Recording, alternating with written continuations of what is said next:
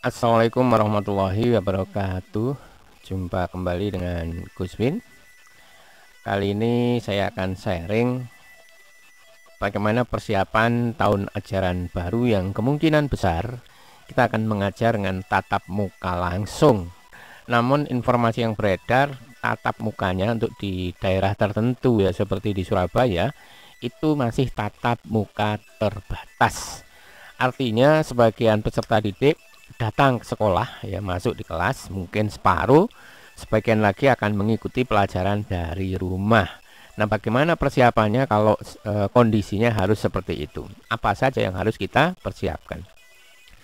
Jadi ketika anak-anak sampai di sekolah ya, tentu mereka akan masuk di kelas dengan jumlah yang sangat terbatas ya, mungkin maksimum 50% dari jumlah yang seharusnya.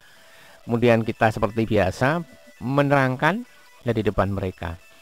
Namun kalau ini yang terjadi, hanya seperti ini, komunikasi kita hanya berlangsung antara anak-anak di dalam kelas dengan kita. Nah, bagaimana dengan anak yang di rumah? Nah, ini kan.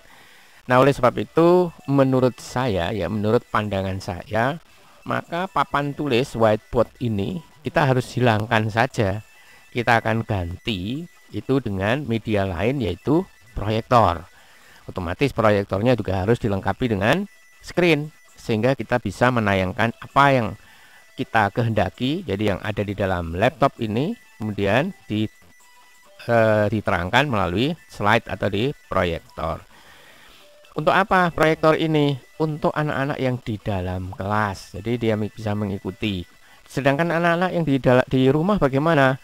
Kita perlu tambahan dukungan, yaitu fasilitas internet. Mau nggak mau kita harus ada fasilitas internet.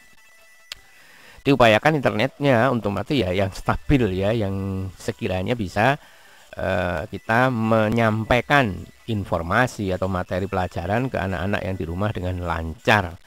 Kemudian kita akan gabungkan apa yang ada di dalam ini di laptop, misalnya menggunakan media komunikasi Zoom bisa ya, kemudian bisa dengan Google Meet atau Webex dan sebagainya. Kalau saya terbiasa menggunakan Google Meet. Jadi kita undang anak-anak di rumah menggunakan Google Meet ya, mereka akan bergabung dan kita sambungkan ke proyektor dan ke layar. Otomatis apa yang ada di laptop kita, apa yang ada di layar, semuanya sama. Jadi mereka yang ada di dalam kelas bisa mengikuti, mereka yang di rumah juga bisa mengikuti. Sehingga kita satu kali mengajar sudah dua lokasi sekaligus ya yang bisa mengikuti anak-anak yang di rumah maupun yang di dalam kelas. Nah, oleh sebab itu kita harus menyiapkan media presentasi yang menarik, yang ringkas, yang simple, yang mudah mudah diikuti baik untuk anak-anak yang di dalam kelas maupun yang di rumah. Kita buat aja media-media yang sifatnya bisa membawa mereka untuk saling berkomunikasi ya, misalnya dengan model diskusi, debat, atau mungkin pakai game-game yang menarik ya. Sehingga yang di dalam kelas aktif, kemudian yang di rumah juga aktif. Yang di rumah bisa mengikuti melalui melalui gadget masing-masing ya, melalui laptop atau melalui smartphone ya. Kita sampaikan apa yang ada di laptop. Jadi yang terpancar melalui screen di dalam kelas ditonton oleh anak-anak yang di dalam kelas, sementara yang di laptop ini juga akan terpancarkan melalui media daring ya, jadi pakai Google Meet atau Zoom tadi.